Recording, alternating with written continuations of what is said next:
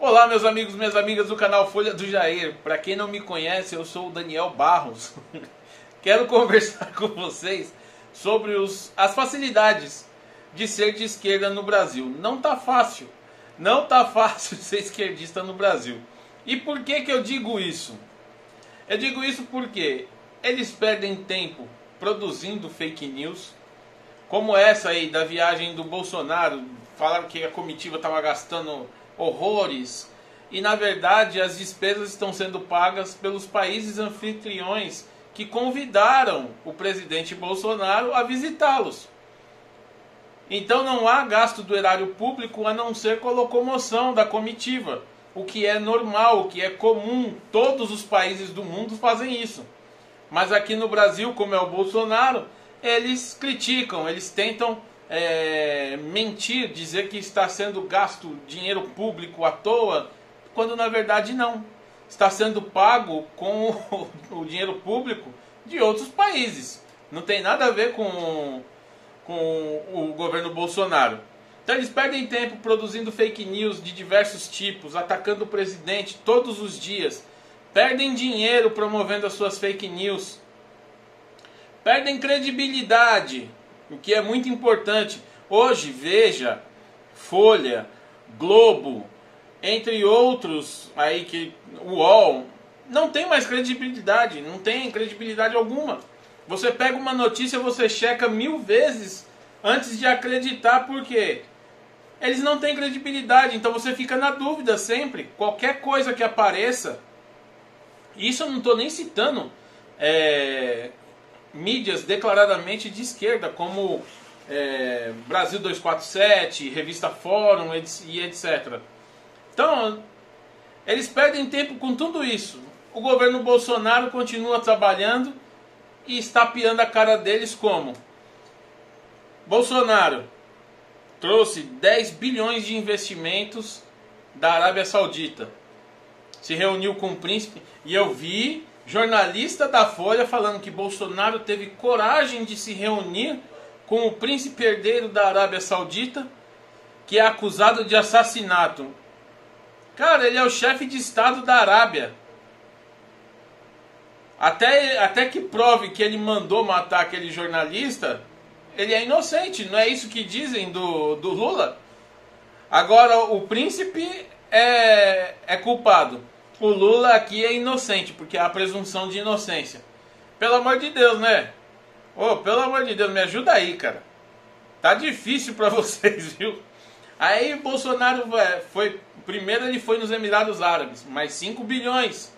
Já são 15 bilhões de investimentos. Já havia vindo da China, onde ele teve mais alguns acordos assinados aí que vão gerar uma casa de 2 bilhões de dólares inicialmente. Fora outros que estão sendo negociados com a China. Só nessa soma aí, já são 17 bilhões de dólares. Cerca de 64, 66 bilhões de reais em investimentos. Aí o esquerdinha pega ali o jornal, olha e fala assim: pô, mas e agora? Nós vamos falar o que desse cara? Ah, vamos inventar alguma coisa, que tem que inventar, tem que falar alguma coisa. Tem que atacar ele. Então eles perdem tudo isso, enquanto o Brasil começa sabe, se aprumar, crescer. Eu estava vendo aí o relatório da OCDE, por exemplo. Nos 6 primeiros meses do ano, ou seja, os 6 primeiros meses de governo Bolsonaro, o Brasil já foi o 4º maior fluxo de investimentos estrangeiros. Ele só perdeu para os Estados Unidos, com 151 bilhões de dólares. Perdeu para a China, em segundo lugar, com 82 bilhões de dólares. E perdeu para a França, em terceiro lugar, com 33 bilhões de dólares em investimentos estrangeiros. Pasmem vocês, o Brasil passou uma mensagem tão boa, o mercado aceitou tão bem a eleição de Bolsonaro, que o 4º maior fluxo de investimentos nos 6 primeiros meses foi do Brasil. Isso são dados da OCDE. Eles monitoram todos esses investimentos. Não tem como eles contestarem, dizer que não foi investido esse dinheiro aqui no Brasil. Foi. O dinheiro entrou aqui no Brasil. O capital estrangeiro entrou aqui no Brasil. Aí o Bolsonaro me traz lá mais 17 bilhões em acordo aqui para o Brasil. Tudo isso vai gerando empregos aqui no Brasil. Por isso que nós vimos aí do começo do ano até setembro, do dia 1º de janeiro até setembro, dia 30 de setembro, foram criados 771 mil vagas de emprego. 771 mil. Eu creio, isso empregos formais, tá? Não esqueça que a gente tem os empregos informais. Pessoas que trabalham sem registro, pessoas que se tornaram MEI para prestar serviços para outros. Temos aí os motoristas de aplicativo, por exemplo. Os motoristas de aplicativo, eles só são motoristas de aplicativo porque tem demanda de passageiros. Se as pessoas estão andando com os aplicativos, é porque estão tendo dinheiro para pagar. Isso é uma coisa que é clara. Tem gente que prefere trabalhar como motorista de aplicativo e não quer trabalhar registrado numa empresa, por exemplo. Há outros que estão esperando uma recolocação no mercado. E vem sendo criado vagas para isso. Creio que até o fim do ano, só de empregos formais, nós ultrapassemos a casa de 1.100.000 empregos criados. Parece pouco.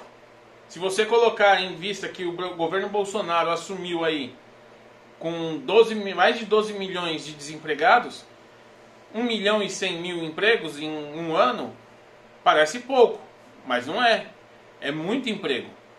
Esses empregos geram outros empregos também, porque as famílias que estavam desempregadas, que passaram a trabalhar, começam a consumir. Ou seja, eles têm dinheiro para gastar. Então gera mais demanda, o empresário vai ter que produzir mais para atender essa demanda do mercado. Se ele não tiver capacidade produtiva para atender essa demanda, ele vai ter que investir. Ele vai ter que comprar maquinário para produzir mais. Ou vai ter que contratar mais mão de obra para produzir mais. Isso gera mais empregos, diretos e indiretos. Então é um ciclo virtuoso, óbvio, que não está crescendo na velocidade que queríamos. Que aqui no Brasil é uma democracia, o governo não pode simplesmente decretar leis. Porque se pudesse, o Brasil cresceria muito mais rápido. Isso é um fato. Bastaria deixar o Paulo Guedes trabalhar e o governo só assinando os decretos que fosse preciso. Mas aqui é uma democracia, então demorou para passar a Previdência, porque eles ficaram travando a Previdência, tentando mudar a reforma, desidrataram uma boa parte da reforma, porque a reforma inicial proposta pelo governo economizaria 1,1 trilhão de reais em 10 anos. Essa que aprovaram vai economizar cerca de 800 bilhões. Daqui 6 ou 7 anos, nós teremos que discutir a Previdência novamente, infelizmente. Mas, dos males o menor, passamos uma imagem positiva para o Brasil, tanto que nós temos aí a euforia dos mercados. O dólar caindo, a bolsa batendo recorde, investimentos estrangeiros vindo. Então é um ciclo que tende só a aumentar. O Brasil vai começar a dar aquele boom. E é isso que a esquerda quer impedir. Porque se eles impedirem isso, vai gerar insatisfação no povo, que vai fazer que nem na Argentina. Bota os causadores do problema lá de novo. Certo? Então é um jogo político muito grande. E se nós não prestamos atenção, acabamos caindo na lábia desses caras, porque a lábia deles é forte. Eles todos os dias apresentam fake news, apresentam mentiras, apresentam dados mentirosos sobre o governo. E todos os dias eles mesmos se desmentem. Por quê? São obrigados a publicar, por exemplo, o governo fecha acordo com a Arábia Saudita, 10 bilhões. O governo fecha acordo com os Emirados Árabes, mais 5 bilhões. O governo fecha acordo com a União Europeia, 126 bilhões. Então eles são obrigados a eles próprios se desmentirem. Mas eles não perdem chance, não perdem. Eu estava vendo uma postagem que o Eduardo Bolsonaro fez, uma repórter abordando pelo WhatsApp a dona de uma empresa que enviou uma caminha de cachorro para o cachorro do Eduardo Bolsonaro. Questionando, querendo saber quanto que era aquela caminha, como se ele não tivesse dinheiro para comprar, ele estivesse aceitando uma caminha de propina.